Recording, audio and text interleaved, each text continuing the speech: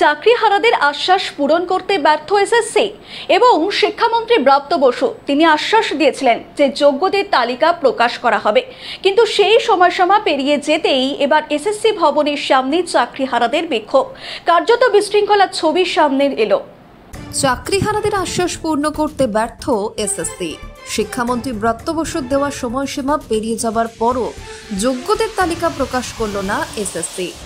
সোমবার এই ঘটনার পরে সল্টলেকে এসএসসি ভবন চত্বরে বিক্ষোভ চাকরিহারা শিক্ষকদের। রীতিমতো বিশৃঙ্খলার পরিস্থিতি সৃষ্টি হয় এই বিক্ষোভে।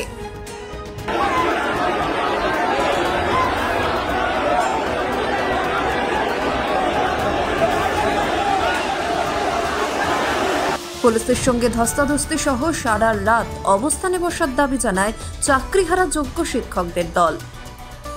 ডেডলাইন অনুযায়ী সোমবার সন্ধ্যে 6টা, কিন্তু সন্ধ্যে 6টা পার হয়ে যেতেও তালিকা প্রকাশ হয়নি। এদিকে চেয়ারম্যানের সদনের ভিতরে কমিশনের সঙ্গে বৈঠক চলছিল চাকরিহারা শিক্ষকদের প্রতিনিধি দলের। অন্যদিকে সূত্রের খবর, শিক্ষামন্ত্রী ব্রাত্য বসু জানিয়েছেন যোগ্য ও অযোগ্যদের তালিকা প্রকাশ করা যাবে না। সুপ্রিম কোর্টের রিভিউ পিটিশনে যাবে সরকার। এসএসসি চেয়ারম্যানের বিবৃতিতে বলা হয়েছে 2016 সালে যে শিক্ষক নিয়োগ হয়েছিল তাতে স্পষ্ট উল্লেখ করা আছে এসএসসি সুপ্রিম কোর্টের নির্দেশ মেনেই সমস্ত কার্যক্রম চালাবে। পাশাপাশি জানানো হয় এসএসসি সিদ্ধান্ত নিয়েছে কোনো তালিকা প্রকাশ করা হবে না। তালিকা প্রকাশের ক্ষেত্রে এসএসসিকে আইনজ্ঞরা সম্মতি জানালে তবেই তালিকা প্রকাশ করা হবে, কিন্তু কমিশনকে আইনজ্ঞদের পরামর্শ নেওয়ার অনুমতি দেওয়া হয়নি। যদিও এসএসসি তা জানিয়েছে তালিকা প্রকাশের ডেডলাইন পেরিয়ে যাওয়ার পর। তালিকা প্রকাশ যে করা হবে না তা স্পষ্ট জানিয়ে দিয়েছে এসএসসি। তবে যে সকল শিক্ষক স্কুলে যাবে 31শে ডিসেম্বর পর্যন্ত তারা বেতন পাবেন, সেই বিষয়টি পরিষ্কারভাবে জানানো হয়েছে কমিশনের তরফে।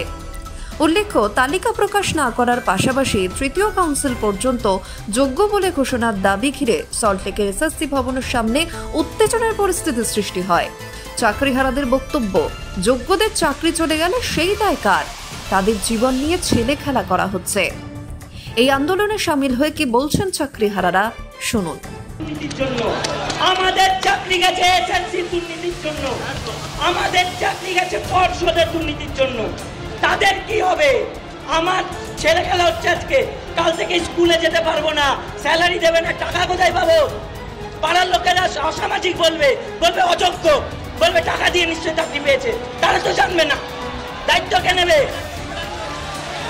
ইমিডিয়েট সবাই এসএসসি অফিস ঘেরাও করো, এই গেট ওই গেট সমস্ত গেট বন্ধ করে রাখো।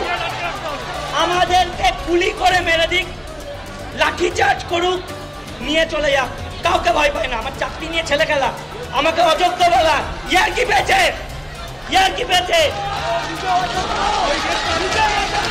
আমরা যতক্ষণ না সুরা পাচ্ছি একজনও বাড়ি যাবেন না। এই এসএসসি অফিস 2 থেকে 3 দিন যতদিন না সুরা করবে আমরা ঘেরাও করে রাখবো। না কাউকে যেতে দেবো, না আমরা দেবো। আমরা বলে এসেছি, আপনি কথা বলুন মুখ্যমন্ত্রীর সাথে, যদি এইভাবে আমাদের চাকরি কেড়ে নেন 2 কোটি টাকা কম্পেনসেশন দিন, 2 কোটি টাকা। অর্থাৎ চাকরিহারাদের আরো দাবি, আদালতে হলফনামা দিয়ে এসএসসি বলেছিল 6200-রও কিছু বেশি, অর্থাৎ সেইগুলি বাদ দিয়ে বাকি চাকরিগুলি বৈধ। তবে এসএসসি কি বিভিন্ন সময় ভুল তথ্য দিচ্ছে, নাকি অযোগ্যদের আড়াল করতেই তৃতীয় কাউন্সিল পর্যন্ত যোগ্য বলে নতুন পরিকল্পনা শুরু করেছে কমিশন? প্রশ্ন চাকরিহারা শিক্ষকদের প্রতিনিধি দলের। লয়ার রেখেছেন, সুপ্রিম কোর্টের অর্ডার করছেন, আজকে দাঁড়িয়ে 19/12/2019, 17/12/2019 হাইকোর্টের এফিডেভিটে এই প্যানেল দেওয়া হয়েছিল। আজকে যদি উনি এসে বলেন যে 1 বছর পেরিয়ে গেছে, আমার চাকরি চলে গেল, কে বলেছিল 1 বছরের মধ্যে নিয়োগ না করতে?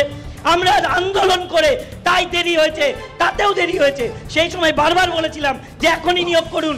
একবার এখান থেকে পাঠাতেন শিক্ষা দপ্তর বললো এসএসসি করছে না, এসএসসি বলতো শিক্ষা দপ্তর করছে না। মানে আগে যারা যোগ্য ছিলেন তাদের মধ্যে তো আরো ছোট হয়ে গেল যে ভোট কাউন্সিলিং, অবশ্যই যারা সবাই অযোগ্য, ওনারা ডিভিশন তৈরি করছেন, এখন ভোট থেকে বাকিদের বাদ দিচ্ছেন।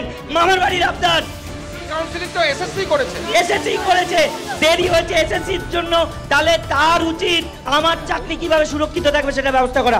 আমরা দাবি করছি রাজ্য সরকার, মুখ্যমন্ত্রী আমাদের জন্য 2 কোটি টাকা কম্পেনসেশন ঘোষণা করুক এবং আমার মিডিয়ার সামনে তারা বসে বলুক যে সরকার, মমতা ব্যানার্জি, শিক্ষামন্ত্রী এবং এসএসসি পর্ষদ এদের দোষে এই সব নিরীহ ছেলে মেয়েদের চাকরি গেল। এইটা করতে হবে। আমার সম্মান নিয়ে ছেলে খেলা। কি করলেন ভেতরে, কি করলেন এই 2 ঘন্টা? আমরা এসে চেয়ারম্যানের কথা শুনি, মানি না।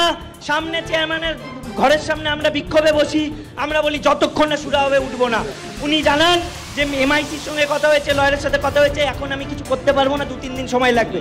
2-3 দিন আমরা এসএসসি অফিস গেলে তালিকা প্রকাশ কি হবে? আজকে তালিকা প্রকাশ বলা কোনো তালিকা প্রকাশ হচ্ছে না। নো, কোনো তালিকা আপাতত প্রকাশ হচ্ছে না। আমরা ঘেরাও করে রাখছি, ওনারা অফিসে বসে কাজ করুন, আমরাও আছি, যতক্ষণ না সুরা পাচ্ছি যাব না।